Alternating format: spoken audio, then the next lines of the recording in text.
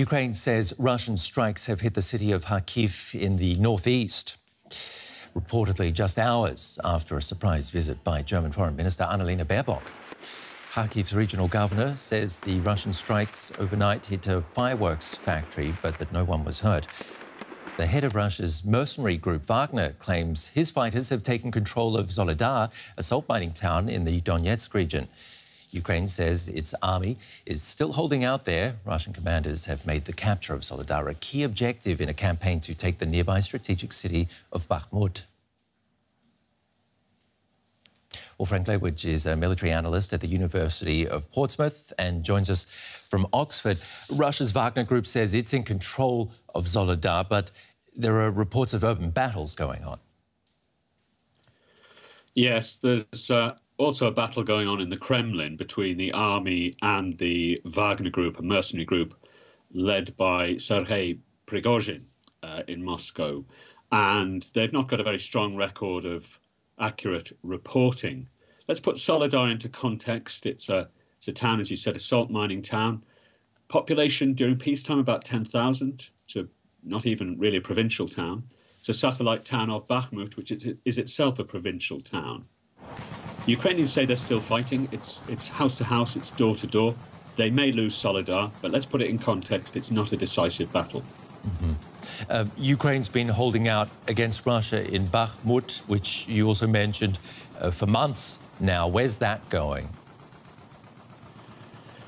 Well, Ben, it's a very interesting battle, Bakhmut. If you take a couple of steps back, aside from being a bloody slog for the last 5 or 6 months, essentially what it is an example of a terrible example, really, of military sunk costs.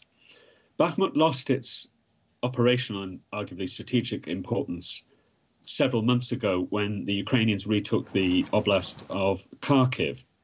That collapsed a so-called salient, which Bakhmut was one edge of, if you like. So both sides have invested huge amounts in holding on to this town. It's on a road, the E40, that leads to another town, Slovansk and Kramatorsk, which are heavily fortified. So what's happened here is that both sides have invested a huge amount of lives and resources in holding this town, when, objectively speaking, I would suggest, people would disagree, it doesn't really have the importance that one might think. That, nonetheless, that's an observation. The fact is that fighting has been going on there for 5 months. It's brutal, it's slogging. The Russians have put this mercenary group Wagner in charge. It is their totem. If they take it, it'll be a big feather in their cap against, bizarrely, the Russian army. So that's where we are with Bakhmut. I suspect the Ukrainians will hold on, but it's a brutal fight. Frank, talking about the Russian army, what difference, if any, will Moscow's appointment of a new chief of staff for ground forces make? Not very much, I suspect, in the short term. It's quite interesting. General Lapin, who used to command the Russian group of forces, well, it's called Central Military District, but they became the forces around Kharkiv. He was blamed for the loss of the Kharkiv Oblast I mentioned just a few minutes ago by right-wingers.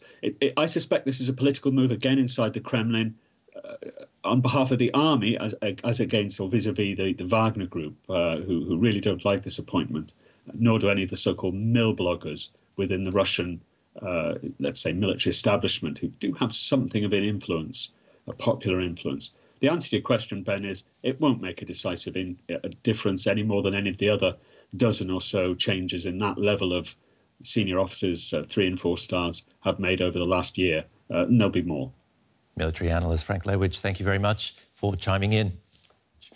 Amid the fighting, German Foreign Minister Annalena Baerbock made an unannounced visit to Kharkiv on Tuesday.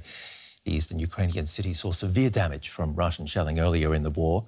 Baerbock pledged Germany's continued support for Ukraine's defence, but Kyiv wants more than what's been promised so far. As the sun rises in eastern Ukraine, German Foreign Minister Annalena Baerbock is on her way to Kharkiv. Her Ukrainian counterpart, Dmitry Peskov, wants to show her the impact the Russian invasion has had on the country's second-largest city.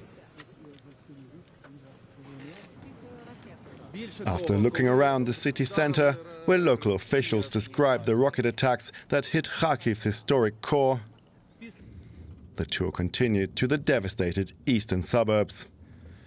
These areas were exposed to artillery fire in the early stages of the war, when the Russian advance encroached on the city. Baerbock promised help rebuilding Ukraine's battered infrastructure and weapons to help fight back the Russians.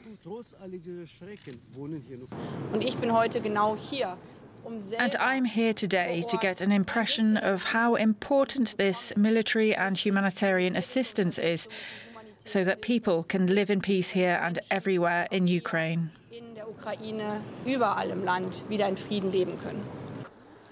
After Western countries, including Germany, recently promised to deliver armored infantry fighting vehicles, Ukraine is hoping that heavy main battle tanks will soon follow. Kuleba was explicit in his request for German Leopard tanks.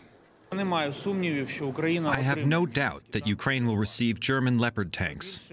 Moreover, I think that the German government also understands somewhere deep in its soul that this decision will be approved and the tanks will be given to Ukraine. It's a decision that could help determine the outcome of the war. For more, I'm joined by our correspondent in Kharkiv, Max Sander. He was travelling with the Foreign Minister when she was there. Give us your impressions of the Foreign Minister's visit. Right, Ben. So this was certainly a very remarkable visit. The Foreign Minister Annalena Baerbock was the first foreign guest to have come to Kharkiv, this far east in Ukraine, since the beginning of the Russian full-scale invasion. And you can imagine the secrecy involving the planning of this trip, as well as the tight security protocol here. In fact, we're just 40 kilometers away from the Russian border. This region is being targeted nearly every day. In fact, last night, after the Foreign Minister took off, just hours later, we heard air raid alarms and rocket attacks, explosions here in the city. But the Foreign Minister told us the reason for her visit to this dangerous area was to shine a light on the situation here, on what people here are dealing with on a daily basis, on the attacks, on the deliberate attacks by the Russians on critical infrastructure. And she came to listen and to learn and to find out what Germany can further do, send a message of solidarity and take this knowledge back to Berlin. Max, did she say anything, though, about the modern tanks that Ukraine's pressuring Germany to deliver? Right. So this topic couldn't be avoided after the recent developments of last week. Berlin and Paris promising these armored infantry vehicles. Now the question, of course, is by everybody here in Ukraine: can Germany do more? Can Germany send Leopard 2 tanks? I had the impression yesterday during the talks with the German and Ukrainian foreign ministers during the press point that they both seemed quite disappointed that this hadn't been done yet. The German foreign minister is in favor of German weapons, is in favor of everything. She says that quite clearly that helps liberate Ukrainian territories. And this is a discussion, though, that has to be held in Berlin and with Germany's Western partners. But she promised, again, reiterated the need and promised to do everything she can to put the pressure on and eventually get weapons here.